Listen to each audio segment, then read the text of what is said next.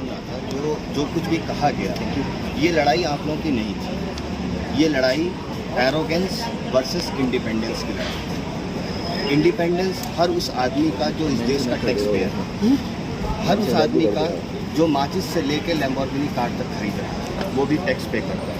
मगर आज आपको ये हैरत होगी कि कोरोना के बाद से और जिस तरह से सरकार ने अपनी तानाशाही दिखाई है, कोरोना ख़त्म होने के बाद भी रेलवे के किराए नहीं बढ़ाए। आज भी आप चाहिए जो ट्रेन हमारे बिहार की तरफ जाती है, उसकी स्लीपर बॉगी का निरीक्षण करें। इन्होंने वंदे भारत ट्रेन चलाई, एक वंदे भारत ट्रेन 10-10 ट्रेनों को लेट करती हुई जा रही है। आपको मैं दावा करता हूं कि आप यहां से बिहार जाइए और आप किसी भी वॉशरूम में 2 मिनट आप बैठ नहीं सकते, 2 मिनट आप रह नहीं सकते। तो गरीब, किसान, मजदूर, ये बात तो है ही। दूसरी बात, सबसे बड़ी बात जो इस देश की है, वो इस देश की इंटीग्रिटी, सोवरेनिटी, और सबसे बड़ी बात क्या है कि हिंदू मुस्लिम यूनिटी की बात है। मैं आपसे कहना चाहता हूँ, इन्होंने मुग़ल का नाम लेकर कई बार मुसलमानों पर हमले किए और ऐसा लगता था कि मुग़लों का शासन में मुसलमान सोने का बिस्किट खा रहे हैं, जबकि मुग़लों के शासन के दरमियान ही रामचरितमानस लिखी, मुग़लों के शासन के दरमियान ही तुलसीदास ने अपनी किताब लिखी। दूसरी सबसे बड़ी बात, अकबर के जो 9 रत्न थे, उसमें से 3 जो हैं वो हिंदू समाज से आते थे, जैसे बीरबल, टोडरमल, राजा मान सिंह, वो ये नहीं दिखाते। दूसरी बात क्या है कि आज का मुसलमान हो चाहे उस समय का मुसलमान, सरकार जो होती है उसका काम होता है न्याय करना। राजा अगर निरंकुश होता है तो प्रजा के ऊपर ये फ़र्ज़ है कि वो राजा के खिलाफ बोले। नरेंद्र मोदी जी ने जिस तरह का अहंकार दिखाया, इस तरह का अहंकार तो रावण ने भी नहीं दिखाया था। रावण भी नारी का सम्मान करता था। वो सीता जी को उठाकर जो अगवा करके ले गए थे, रावण ने भी उन्हें ससम्मान रखा। मगर हमारे इसी देश की, इसी लुटियन जोन पर, इसी सड़कों पर महिला रेसलरों को किस तरह से खींचा गया। हमने जब नारी सम्मान की बात करी तो इस सरकार ने शमशान और कब्रिस्तान की बात करी। हमारे यहाँ का हंगर इंडेक्स आप देखिए, जब हमने भोग की बात करी, इस सरकार ने हमसे योग की बात करी। तो भारत की जनता ने ये दिखा दिया है, नरेंद्र मोदी जी को एक संदेश दिया है कि भूखे पेट न भजन होता है, न भूखे पेट योग होता है। अगर आप चाहते हैं ये देश विश्व गुरु बने तो आपको सबको बराबरी का सम्मान देना पड़ेगा। आपको हिंदू और मुसलमान को एक नज़र से देखना पड़ेगा, क्योंकि ये देश जितना अशफाकुल्ला खां का है उतना ही ये देश राम प्रसाद बिस्मिल का है, जितना ये देश महात्मा गांधी जी का है उतना ही ये देश मौलाना अबुल कलाम आज़ाद का है, और जितना सुभाष चंद्र बोस का है उतना ही ये देश वीर अब्दुल हमीद का भी है। अबुल कलाम आज़ाद से लेके APJ अब्दुल कलाम तक इस देश के मुसलमानों ने जो इस देश के लिए किया है, आप उसको फरामोश नहीं कर सकते। मगर एक प्रधानमंत्री को पूरी दुनिया सुनती है, मगर प्रधानमंत्री ने जिस तरह का भाषण दिया, इस तरह का भाषण तो हमारे ग्राम पंचायत के सरपंच और प्रधान भी नहीं देते हैं। जिस तरह का उन्होंने लैंग्वेज और जिस तरह का डिस्कोर्स उन्होंने यूज़ किया, that is really very shameful for us, for every Indian, for every citizen. So the mandate is against the arrogance. मैं आंकड़ों की बात नहीं करता, numbers are not. But sir, मैं आपको इंटरप्ट करूँगी।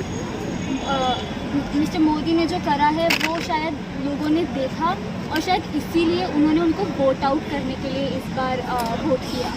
बट क्योंकि अब हम एक्सपेक्टेशंस में हैं कि Rahul Gandhi could be the next prime minister of India, तो हम उनसे क्या एक्सपेक्टेशंस रख सकते हैं? ऐसी क्या चीज़ें हैं जो वो अलग करेंगे भारतीय जनता पार्टी से? देखिए, राहुल गांधी जी प्राइम मिनिस्टर बनते हैं या नहीं बनते हैं, ये कल आने वाला दिन बताएगा। मगर जिस तरह से राहुल गांधी ने भारत की आत्मा को भारत जोड़ो यात्रा में जिंदा किया, उन्होंने हर किसी को गले लगाया।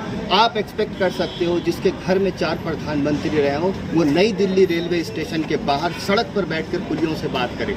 राहुल गांधी मुरादाबाद जाते हैं तो मुरादाबाद के पीतल कारोबारी से बात करते हैं। राहुल गांधी जब अलीगढ़ जाते हैं तो वहाँ के ताला कारोबारियों से बात करते हैं। राहुल गांधी कोयला खदान में काम करने वाले मजदूरों से बात करते हैं। राहुल गांधी जब यूनिवर्सिटीज़ जाते हैं तो वहाँ की लड़कियों से बात करते हैं। राहुल गांधी ने देश के किस वर्ग से फेस टू फेस बात नहीं करी होगी, और मैं समझता हूँ कश्मीर से लेकर कन्याकुमारी तक और कच्छ से लेकर कोहिमा तक जिस शख्स ने भी राहुल गांधी से बात करनी चाहिए होगी, सच्चे मन से वो राहुल गांधी के करीब गया होगा और भारत जोड़ो यात्रा में राहुल जी ने उसका उत्तर दिया होगा। तो जो काम प्रधानमंत्री बनने के बाद होता है वो राहुल गांधी जी ने पहले ही करके दिखा दिया कि उनके अंदर वो क्षमता है कि वो हर भारतीय को उसका नाम पूछे बगैर, उसका धर्म पूछे बगैर, उसकी जाति पूछे बगैर वो गले लगाने के लिए तैयार है। But sir what about things like uniform civil code या फिर सिटीजनशिप अमेंडमेंट एक्ट, क्या उनको वापस लिया जाएगा, या अग्निवीर स्कीम, क्योंकि राहुल गांधी ने प्रॉमिस किया कि जैसे ही वो पावर में आएंगे वो इस अग्निवीर स्कीम को रिवर्स कर देंगे। तो जब हम इन पॉलिसीज़ या एक्ट्स की बात करते हैं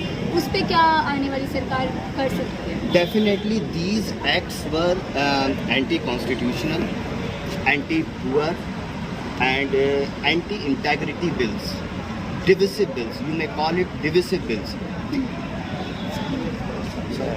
Just switch to वाले बिल हैं, भारत के आत्मा को झंझोड़ने वाले बिल हैं।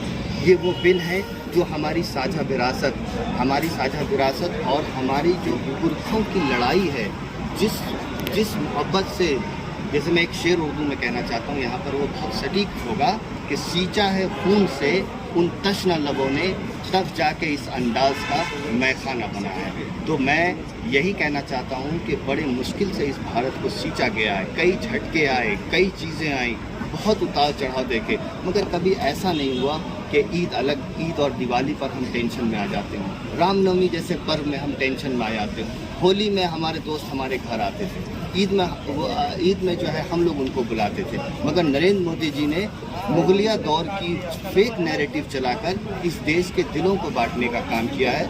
सरकार कुछ भी हो, नंबर्स पर मैं बात नहीं करता, मगर मैं भारत की जनता को धन्यवाद देता हूं कि उन्होंने ये मैसेज बहुत लाउड और क्लियर कर दिया है कि ये देश हिंदुस्तान है, ये राम रहीम का देश है, ये अशफाकुल्ला खां और राम प्रसाद बिस्मिल का देश है, ये वीर अब्दुल हमीद का देश है।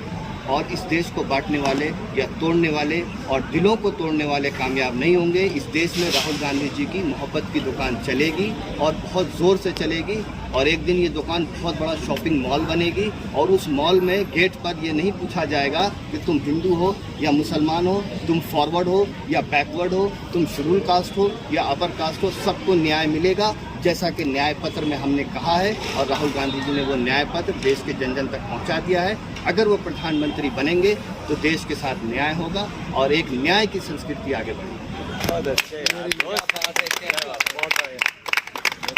बहुत